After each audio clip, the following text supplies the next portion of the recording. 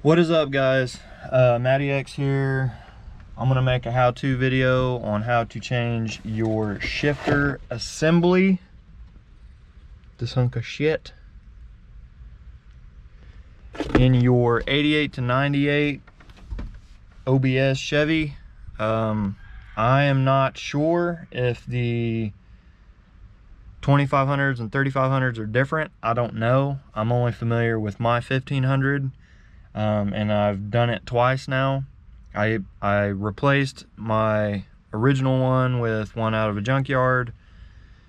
It turned out that it had a lot of play in it, so I just went ahead and bought a new one off of Amazon. So the main reason that I'm changing mine is this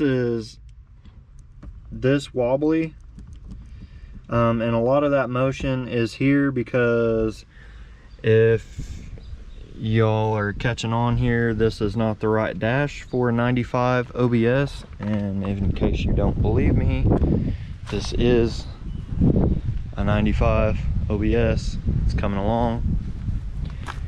If y'all are remotely interested in seeing how it got to this point, check out the channel.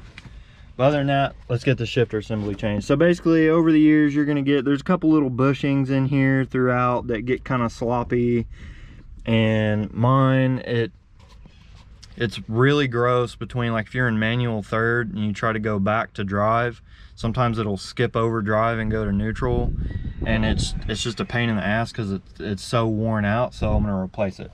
So what you got to do, there is a little kind of quick release tab here. It's easier to do with a screwdriver than your fingernail. I can't do it with my fingernail, but you'll release this deal, it'll slide out. It's basically going to look like this. So these are the teeth that you're releasing. You're going to push inward to get that tooth to release, usually with a flathead, and then it'll come out.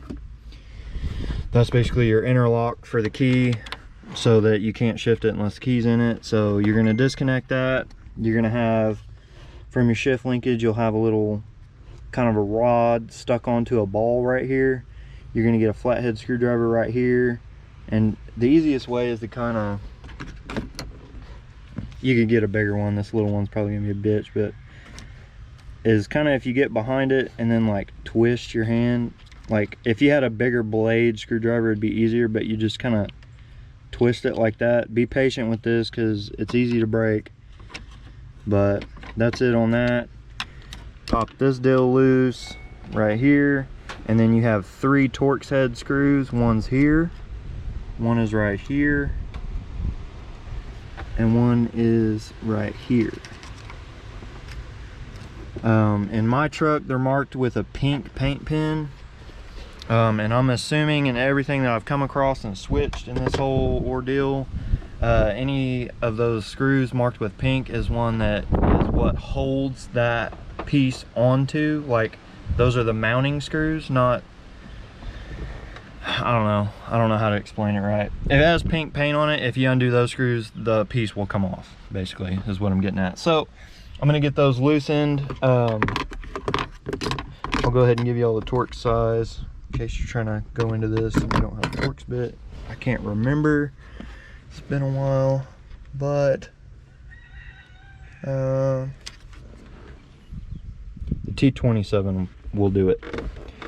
It's probably a T30, but if you got a T30 or a T27, you can get it done. So just do that and then you'll be there. All right, I got the old one off. That's what you're gonna be looking like. One thing I forgot to mention is how I mentioned this outside ball.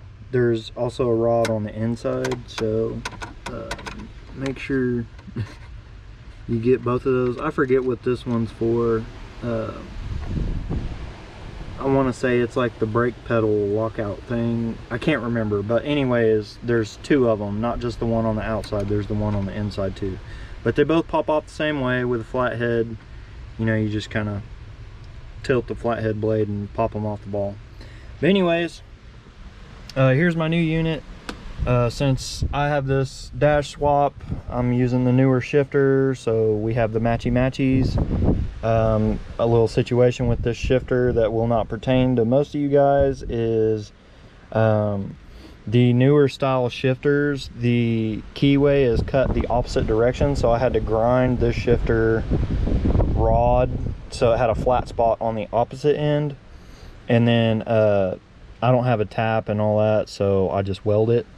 If you guys ever do this, I will strongly advise that you lay a good tack and get off of it, put water on it, dry it back out, lay another tack on it, put water on it, cool it off, so that you don't cook the bushings that are in here, like I did on my old one. So anyways, that's all that is. One thing to help make it easier to bolt this back on, if you go ahead and pop it into one of the manual positions or like the drive position, it puts the shifter lower, like how in park you would be like way up here.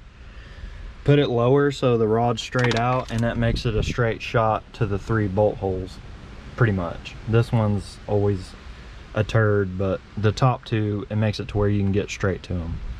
So here we go. All right. So in my case, the little snapper in this piece is not too great because it just falls off. Part of having a 20-something-year-old truck.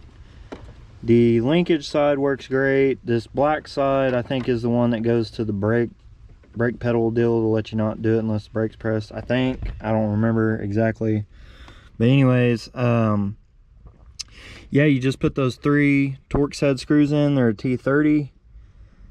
Snap these 2 ends back on, and then if you want to, you put your interlock release back into here, and that's it. It's not too bad. It's a pretty straightforward deal, and that's about it.